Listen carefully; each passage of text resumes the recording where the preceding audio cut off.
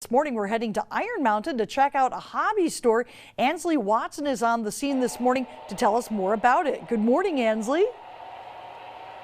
Good morning, Vicki. We're standing in the store called Superior Carpet, Tile, and Hobby, and they have quite a bit in here for the everyday hobbyist. Now, if you look behind me, you can actually see the model trains going right now. There's smoke coming out, they're making noises. There's little towns placed everywhere. There's even a little Christmas station that we'll get to talk about. Stay with us, it's really interesting. Reporting live in Iron Mountain, Ansley Watson, TV6 News. All right, thank you very much, Ansley. Looks like she made the train stop quite easily. And as we start up the day, all ages would like to stop by the Superior Carpet and Hobby store. Yes, all ages. Ansley Watson is there this morning to tell us why. Good morning, Ansley. Good morning, Vicki. There is plenty to do in here for sure. I'm joined with the owner, Mark Wiederick. Good morning. Thanks for being with me. Good morning. How are you? Good. You have so much in here. What would people see when they walked in through the store? First thing they walk in the store is they're overwhelmed by what they see in here. They're thinking, first of all, they're thinking it's just a carpet store, and they see all the toys. They see the massive train display we see here, and they're just like, wow. They don't know where to start. They look around, they see models, they see die-cast, they see the trains. That's primarily what they see is the trains. They see the airplanes hanging from the ceilings. They see all the military kits. They see actually some of the military weapons I have hanging on the ceiling. I see that. And they find those absolutely fascinating. Are those real? Those are real. Really? Yes. Well, one's a World War II Panzerfaust, the other one's a German World War II rangefinder. And then there's a railroad lantern, and they are real. Needless to say, they are demilitarized, but they did come from World War II, and they are fascinating by children today. Well, they see that, and they see it in the video games, and they find those things, and they, hey, I know what that is. Well, and then their grandparents would probably come in, and they actually might have used them. Well, yeah, we don't get too many German veterans in here. Probably not many World War II vets. Well, we do get those. We get a lot of those. And that's when it's really fun, when they come in here and they will see something that they actually serviced on, worked on, or fought with during the war. World War II vet will say, hey, I was a Sherman tank driver, or I flew in a B-29. And I do get those, and it's just totally fascinating. The stories that they tell is spectacular.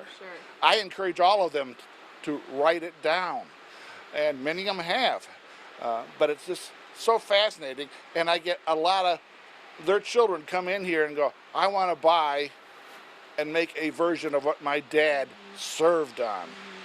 Whether it's a particular ship or a particular airplane or, you know, maybe even a car that they had when they were younger. I want to give my dad something he had when he was young. And tell me about the women who come in here too.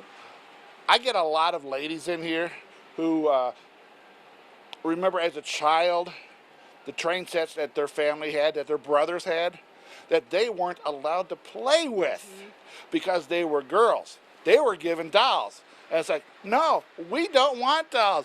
We want a train set.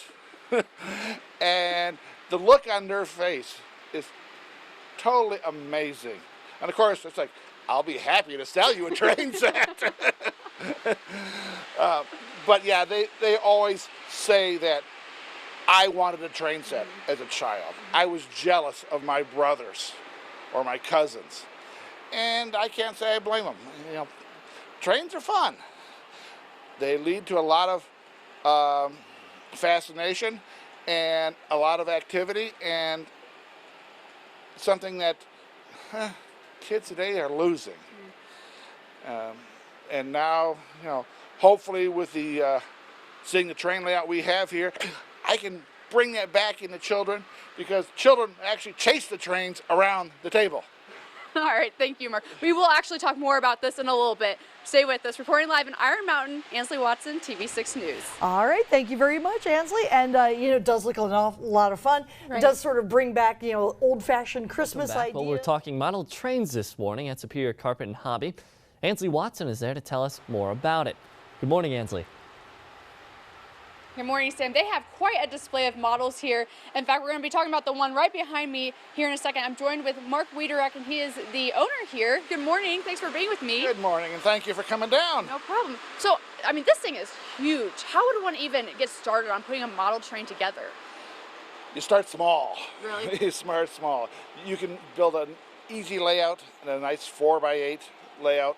In fact, when I was a child, my dad put on casters and would slide in and out from underneath my bed. So when we were done with it, yeah, right, and I'd put it away underneath my bed and bring it back out. And I've encouraged a lot of people to do that if they don't have a lot of room. That's an excellent way to start. And a 4x8 is a great start. Depends on the size of the trains that you want. This here, what you see here, is the Lionel size. They're a little big for some people, but there are 3 smaller sizes: HO, S gauge, N gauge. Actually, there's 4 if you include Z scale, which is really, really tiny. In fact, it's so small you can actually put a Z scale layout inside of a briefcase. Wow. That's really small. And so, depending upon how much room you have will determine what you want or can have in a train layout. Now, whenever you put one of these together, I mean, we were looking at like a little McDonald's set and a little Christmas area. How did you, I guess, you built your own town, really? That is correct. A lot of people will try to build something that they remember from a childhood. Like if somebody comes down and say, I want to build Iron Mountain, you can do that. Or if I want to build the ore dock in Marquette, you can do that. In fact, they make a kit of the ore dock in Marquette. Just like they make a kit of the Edmund Fitzgerald. So you can do that kind of stuff. Or you can do like me, put together all sorts of blueprints, and once I started, it just kind of went out the window, and whatever showed up is whatever showed up. And that's what happened here. But this is the Lionel scale here. Are these replicas of trains that we see here in this area? There are 2 pieces here that are the Milwaukee Road, and they would have driven past the tracks here outside the building. One of them would have been the Chippewa heading north up to Houghton. The other one was a standard freight engine, which could have been anywhere along the Milwaukee Road railroad tracks.